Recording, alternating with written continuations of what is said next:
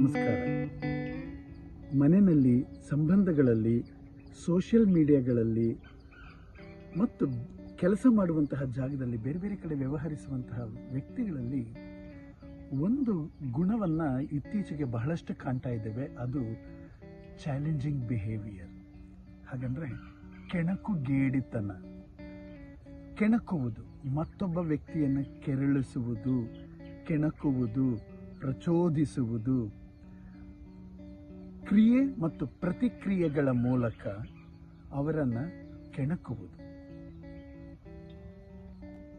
ಒಬ್ಬ ವ್ಯಕ್ತಿಯಲ್ಲಿ ಈ ಕೆಣಕುಗೇಡಿತನ ನಾನಾ ಕಾರಣಗಳಿಂದ ಬಂದಿರಬಹುದು.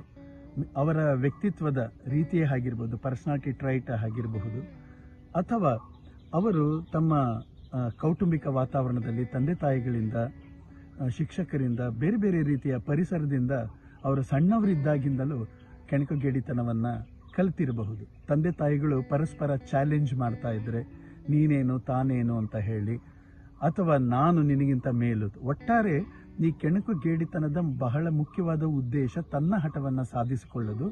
ನೀನು ನನಗಿಂತ ಕಡಿಮೆ, ನೀನು ನನ್ನ ಅಧೀನ ಅಂತ ಸಾಬೀತುಪಡಿಸೋದು, ಗೆಲ್ಲುವ ಹಠವನ್ನು ಹೊಂದಿರುವಂಥದ್ದು ಆಗಿರುತ್ತೆ.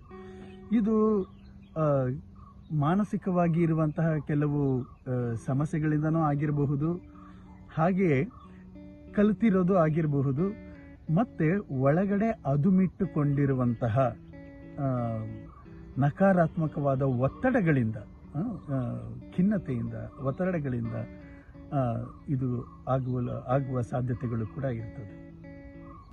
ಕೆಣಕುಗೇಡಿತನ ಪರಸ್ಪರರಲ್ಲಿ ನಕಾರಾತ್ಮಕವಾದ ಭಾವನೆಯನ್ನು ಉಂಟು ಮಾಡ್ತದೆ, ಅವರ ಬಗ್ಗೆ ಅಸಹನೆ ಉಂಟಾಗ್ತದೆ, ಮತ್ತು ಅವರನ್ನು ಮತ್ತೊಮ್ಮೆ ಸಂಧಿಸಲು ಹೋಗಲಿಕ್ಕೆ ಈ ಮುಂಚೆ ಮಾಡಿರುವಂತಹ ಇಂಪ್ಯಾಕ್ಟ್ ಅದು ಕೆಲಸ ಮಾಡ್ತಾ ಇರ್ತದೆ. ಹೀಗಾಗಿ ಕೆಣಕುವುದರಿಂದ ಈ ಚಾಲೆಂಜಿಂಗ್ ಬಿಹೇವಿಯರ್ ಏನಿದೆಯೋ ಅದು ಹೆಮ್ಮೆಯ ವಿಷಯ ಅಲ್ಲ. ಅದು ನಮ್ಮನ್ನು ನಾವು ತೆರೆದುಕೊಳ್ಳೋದಕ್ಕೆ ಮತ್ತು ಪರಸ್ಪರ ಸಂವಾದ ಮಾಡಲಿಕ್ಕೆ, ಕಮ್ಯುನಿಕೇಷನ್ ಮಾಡಲಿಕ್ಕೆ ಸಿದ್ಧ ಇಲ್ಲದೇ ಇರುವಂತಹ ಒಂದು ಮನಸ್ಥಿತಿ, ತಮ್ಮದನ್ನು ಮಾತ್ರವೇ ಸರಿ ಅಂತ ಸಾಧಿಸುವಂತಹ ಮನಸ್ಥಿತಿ, ಬಹಳ ಮುಖ್ಯವಾಗಿ ಮತ್ತೊಬ್ಬರನ್ನು ಗೌರವಿಸದೇ ಇರುವ, ಮಾನವನ ಘನತೆಯನ್ನು ಒಪ್ಪದಿರುವ, ಗೌರವಿಸದಿರುವಂತಹ ಮನಸ್ಥಿತಿ ಇದಾಗಿರ್ತದೆ.